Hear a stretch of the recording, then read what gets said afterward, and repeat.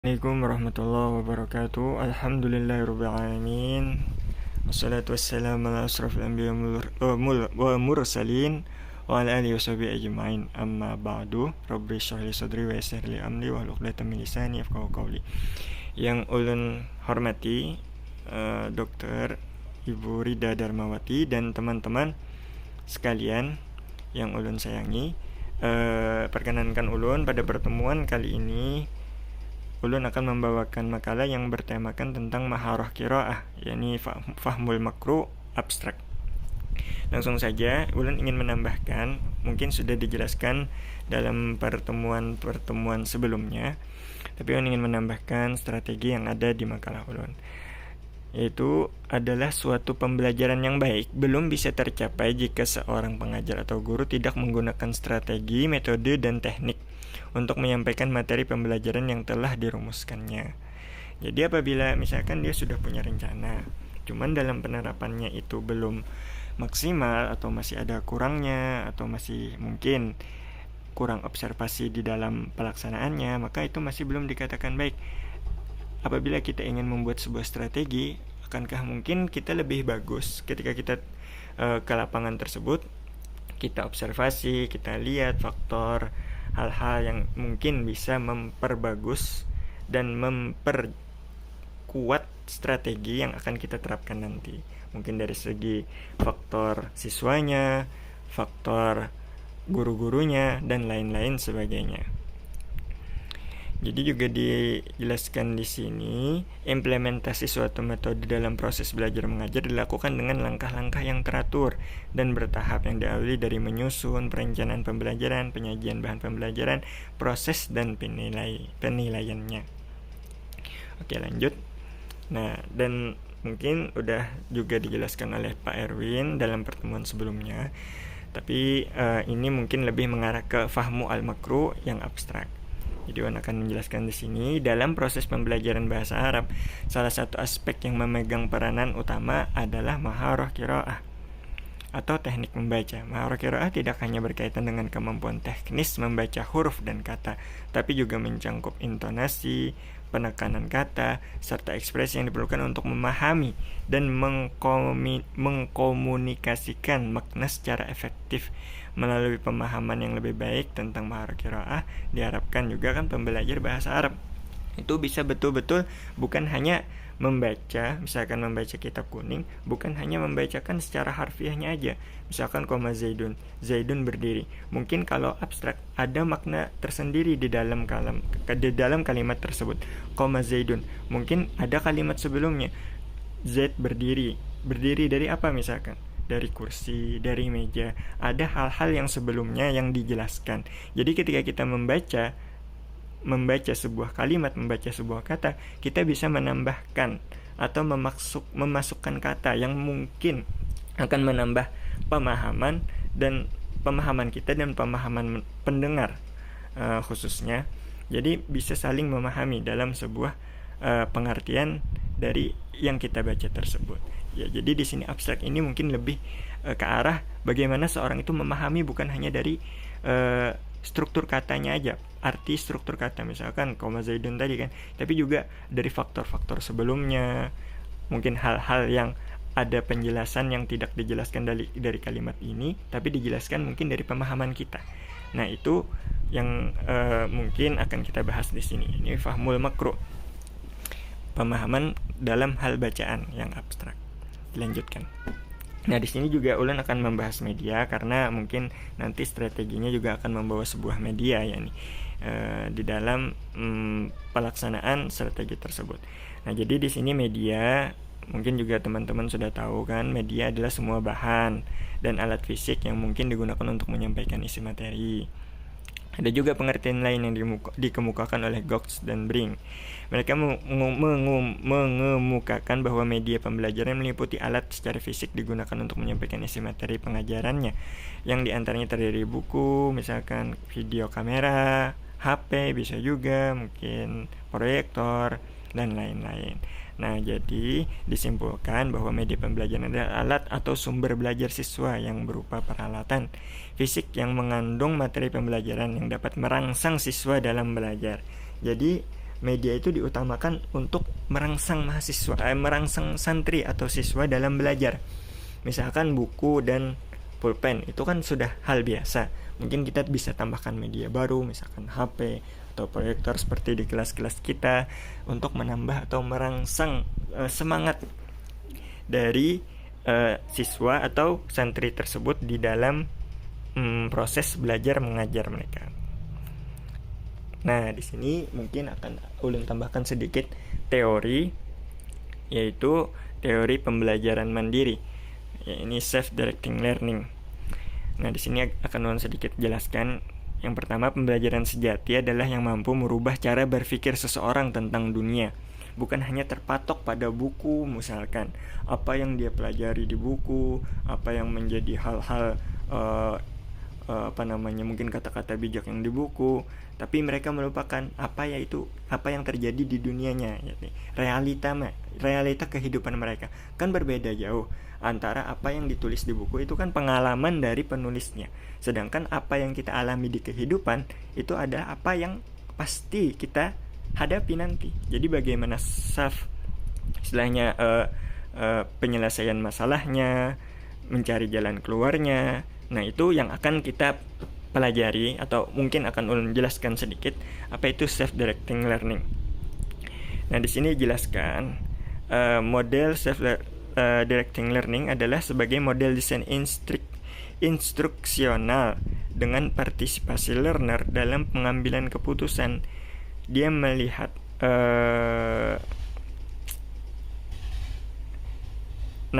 ini adalah sebagai bentuk proses di mana learner mengambil inisiatif dengan atau tanpa bantuan orang lain dalam menentukan kebutuhan, memilih strategi pembelajaran, dan mengevaluasi kemajuannya. Nah, self-directed learning ini bisa membantu siswa atau santri menegaskan bahwa mereka itu adalah pelajar, bukan orang yang masuk kelas aja gitu. Bukan manusia atau orang yang sama aja di luar, tapi sebagai pelajar yang memiliki kewajiban belajar gitu, dan mengembangkan ilmu yang mereka pelajari. Nah, dengan model ini seseorang akan semakin bertambah dewasa secara langsung pada dirinya, karena di sini diajarkan bahwasanya mereka itu bukan membutuhkan orang yang mengarahkan. Memang butuh, cuman kan ketika mereka sudah lulus, ketika mereka sudah selesai, kan mereka akan otomatis menjadi diri mereka sendiri, mandiri. Nah, dari sekarang kan diajarkan. Nah, ini dalam self-directing learning. Sedangkan menurut Talk, pembelajaran yang diperluas yang terjadi sebagai bagian dari kehidupan orang dewasa setiap hari. Jadi mereka udah dianggap dewasa gitu, yang belajar itu. Dan secara sistematis tidak bergantung pada seorang instruktur atau ruang kelas. Ya mungkin di sini dijelaskan dulu, diarahkan dulu, nanti mereka kembangkan.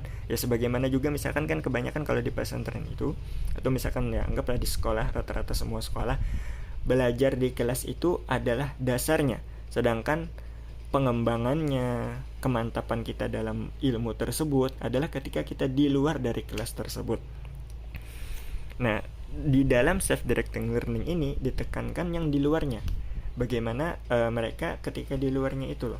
Bagaimana mereka misalkan di dalam tema ini kan fahmul makruhnya, bagaimana mereka nanti mengembangkan tersebut setelah di kelas diajarkan dasar-dasarnya.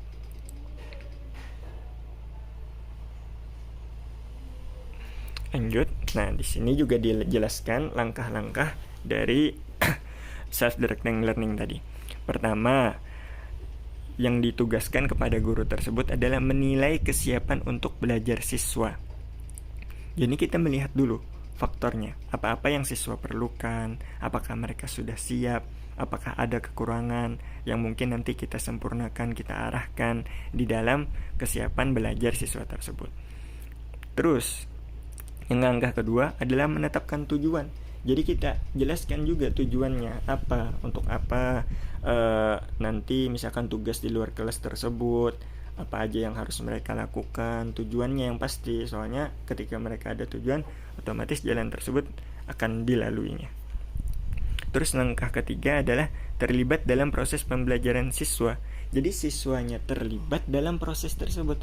Kalau di kelas mungkin mereka terlibat dari kasat mata kita, tapi entah dari segi psikologi mereka, mungkin ada yang menghayal kan, atau mungkin ada yang ikut-ikutan aja gitu kan. Nggak tahu mereka apakah mereka betul-betul ruh mereka itu ada di dalam kelas atau tidak. Nah, sedangkan kalau di teori ini jadi mereka itu betul-betul terlibat, personal mereka itu harus ada gitu, harus ikut di dalam model ini. Terus mengevaluasi, nah dan juga tugas yang terakhir adalah mengevaluasi, bukan hanya dari gurunya tapi juga dari siswanya, mengevaluasi tugasnya mereka bersama nanti. Bagaimana, apakah mereka sudah bagus atau belum di dalam penerapan model tadi. Nah, mungkin ada sedikit tips. Ya, ini mungkin kesimpulan dari yang tadi dibagi 4 kan, siap untuk belajar, menetapkan tujuan pembelajaran, terlibat dalam proses pembelajaran itu guru di awalnya dan setelahnya siswa atau santri di dalam pengembangannya. Dan yang terakhir adalah mengevaluasi pembelajarannya. Sama, guru dan juga siswanya. Dan selanjutnya mungkin Ulun akan sedikit menjelaskan sekolah yang akan Ulun terapkan metode ini, yaitu sekolah Ar-Rasyid. Ini pondok pesantren yang mungkin gurunya juga adalah salah satu teman. Jadi Ulun ikut nebeng di sekolah tersebut. Jadi sekolah Ar-Rasyid ini pesantren ya swasta, juga diterapkan belajar diterapkan model pembelajaran kalam. Jadi di sana itu dalam 1 minggu bahasa Arab, minggu depannya bahasa Inggris, dan hari Minggu itu libur. Jadi boleh pakai bahasa Indonesia, tidak diwajibkan bahasa Arab dan bahasa Inggris. Nah, mungkin Ulun belum terlalu mengobservasi ke sana, mungkin hanya sekilas-sekilas saja bertanya kepada Ustadz Rizky karena adanya kesibukan dan kurangnya waktu. Jadi mungkin nanti di sana Ulun ingin terapkan. Kalau di pondok Ulun Bahari ada namanya model halagoh. Halagoh itu tuh bukan di kelas, tapi di luar kelas, yang terdiri dari hanya 5 orang, 4 orang. Kan kalau di kelas itu seakan-akan kita belajar sih belajar. Cuman kan kalau orangnya lebih dari 10 aja, misalkan ada rasa segan, ada rasa malu, itu kan lebih besar. Nah, ketika di halagoh ini kan lebih suasana seperti nongkrong. Jadi duduk-duduk aja bareng, istilahnya ngobrol. Ya mungkin kalau dalam bahasa pondok majelasan lah namanya. Tapi ada satu pengawas. Nah, yang ingin Ulun terapkan nanti, ini kan maharoh qiraah fahmul makruh yang abstrak.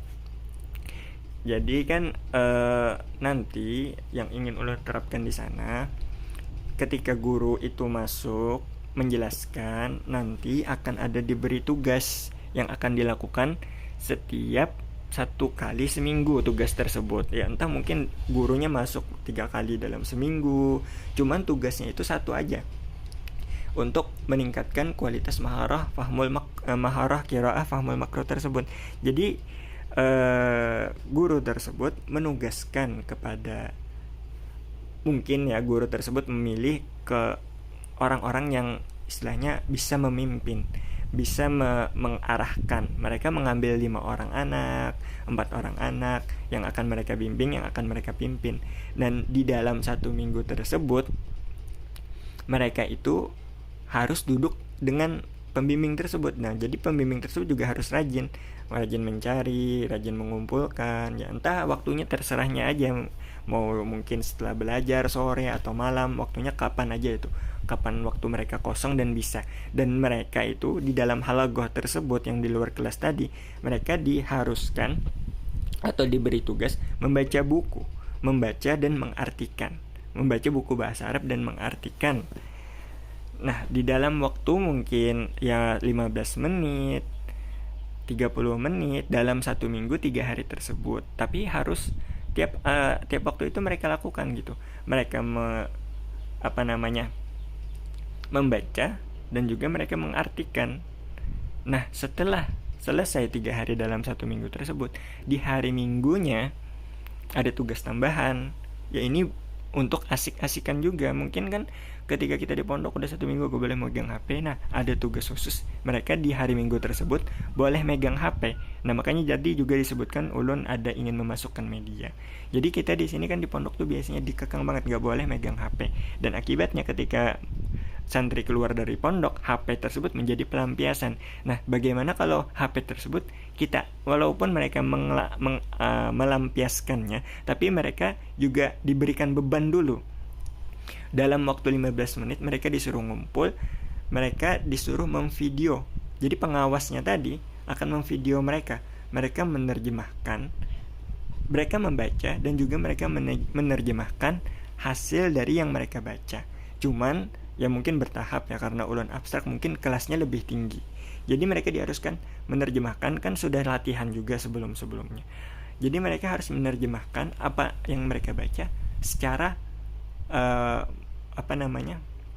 secara bebas, bukan apa yang terpatok. Kan guru akhirnya guru juga bisa menilai tuh apakah ini sesuai atau mungkin bebas, yang mungkin secara abstrak. Kan itu bisa dinilai oleh guru tersebut. Nah, jadi ketika sudah di video, mungkin gak usah lama-lama, 10 menit. Mungkin dalam 5 anak itu 10 menit itu bisa dibagi 3 menit aja. Itu mengambil keseruannya, dan kan tadi juga dijelaskan merangsang mereka untuk belajar gitu, mengembangkan pelajaran yang sudah mereka pelajari di kelas di luar kelasnya. Jadi untuk diterapkan juga seperti itu. Nah, itu mungkin strategi yang pengen ulun laksanakan. Dan akhirnya di pertemuan selanjutnya, mungkin di pertemuan awal dalam minggu tersebut, hasil dari video tersebut dikumpulkan ke gurunya dan ditampilkan di proyektor. Jadi mereka bisa melihat bersama gitu kan. Dan otomatis juga ada serunya. Jadi anak-anak bisa ketawa, dan juga mereka ada rasa malu. Otomatis saja kan ketika mereka di videoin, ditonton, mereka akan malu apabila mereka ketahuan gitu bahwasanya ini sama aja, ini bosenin gitu kan penjelasan dari kitabnya tentang metode fahmul makruhnya biasa aja. Nah itu dan ini juga ulun usahakan kan biasanya ketika kita ingin menerapkan sebuah sistem, apabila sistem itu terlalu berat mungkin bisa di awal, tapi secara keberlangsungannya itu apakah bisa terus menerus. Nah mungkin ini akan bisa jadi koreksi nanti, dan apakah bisa ini juga diterapkan mungkin nanti akan dievaluasi lagi. Nah jadi itulah sedikit strategi yang ingin ulun terapkan. Jadi ada hasil positifnya, itu membuat santri kreatif dan mengasah kreativitasnya. Terus juga ada keterlibatan semua santri dalam bekerja kelompok, terus sebagai sarana hiburan belajar, dan juga adanya persaingan dengan tujuan pembelajaran dan rasa malu karena divideokan dan akan ditampilkan dan ditonton bersama. Ini akan membuat mereka lebih semangat. Terus negatifnya keterbatasan media, terus keterbatasan waktu, dan juga perlu pengawasan lebih karena adanya kebebasan.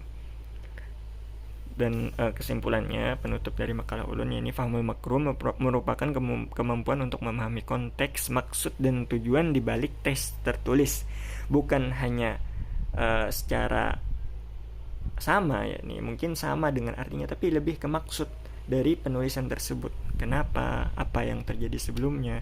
Itu mungkin yang dibahas di fahmul makruh yang abstrak itu. Dan yang terakhir mungkin ini saja yang bisa ulun sampaikan, kurang lebihnya mohon maaf. Mungkin ada masukan-masukan dari teman-teman, dipersilahkan. Kurang lebihnya sekian. Wassalamualaikum warahmatullahi wabarakatuh. Syukran katsiran ala ihtimamikum.